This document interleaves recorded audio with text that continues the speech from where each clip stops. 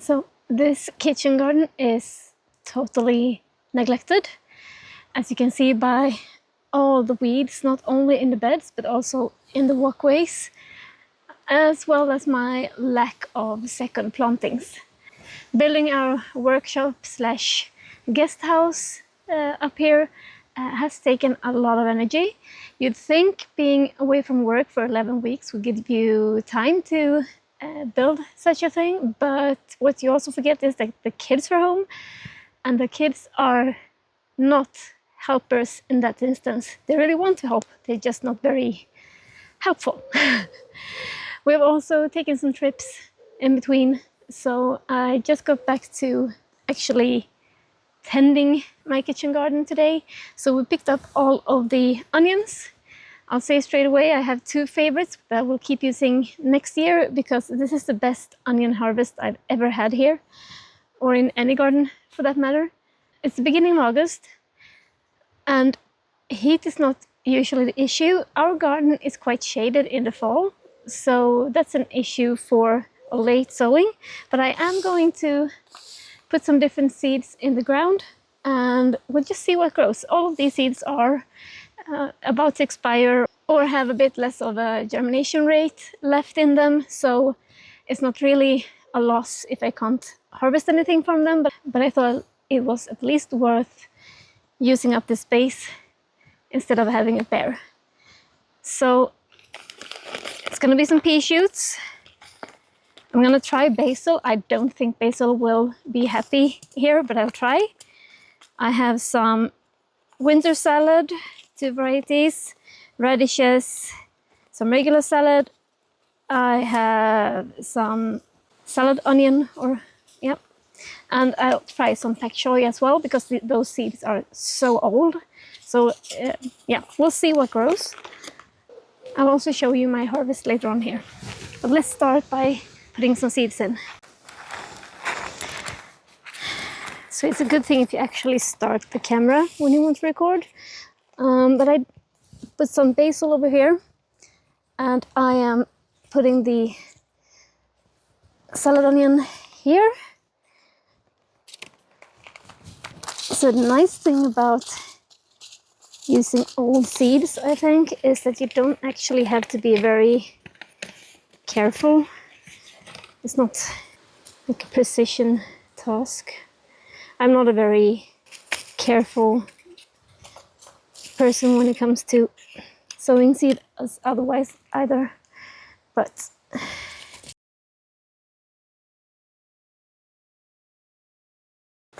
I think some radishes in this box here. I really want to try to make some pickled radishes, because I've heard that's nice. No idea if that's true.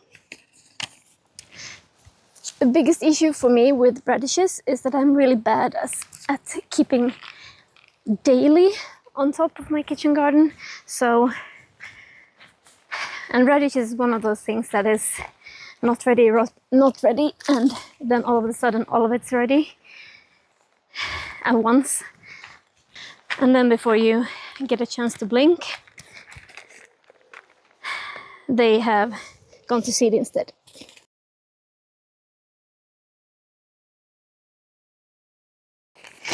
And this is pak choi seeds that are so old. I'm actually going to use all of it in these 2 boxes, even though it's quite a bit, because I don't have very high hopes for the germination rate for this. And when I'm saying old, it's older than my oldest kid, and he's 5, so... And I think they are actually quite a bit older than he is.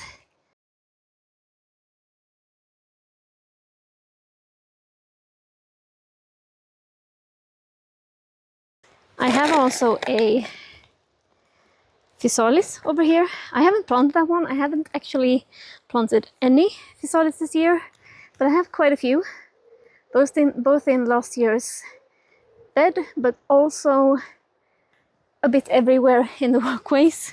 So, I mean, it's related to tomatoes. It's not really surprising actually, but this one actually planted itself in a bed, so it gets to stay.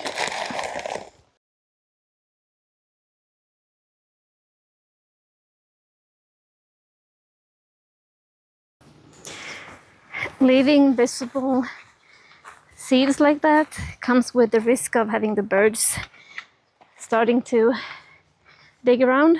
I just don't have it in me to poke each and every one down, so if I need to feed some birds, I guess they'll be happy. I have some chamomile I need to pick as well.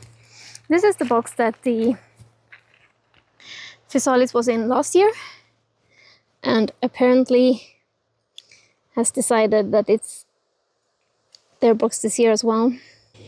I haven't grown chamomile in a few years, but I really love it, so I don't know why. I just need something to put this in.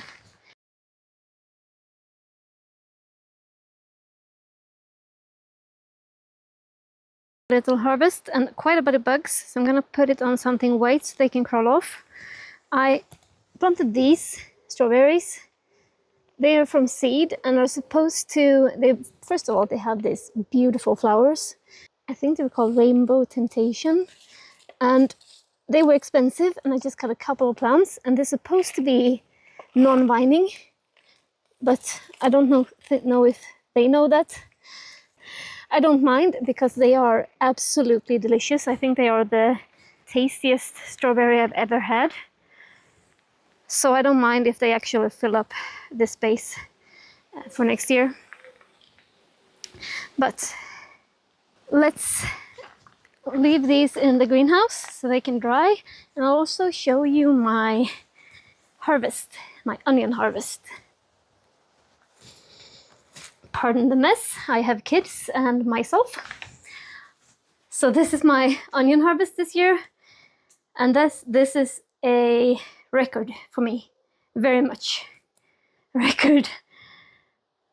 And it makes me so happy because I'm not really a good onion gardener, but it worked out, so I'm happy.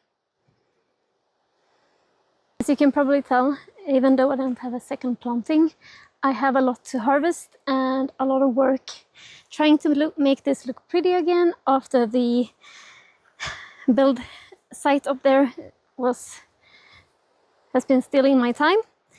But at least I thought I'd see if the very first physalis plant that I spotted is still alive. So we are at the very far end of my kitchen garden towards the woods. And the first one I spotted was down in this corner. I'll see if it's still here. It's not, but it might be due to my husband and his love of cutting grass, which is also the only reason why the grass isn't overgrown here. This is also the spot where we found the only variety of deadly snake we have in Sweden. It was kind of nerve-wracking, quite prevalent in the south of Sweden, but it's still very rare to find one in your garden. So I will sign off here, and I hope you have a fantastic week ahead as always, and I will talk to you soon. Bye!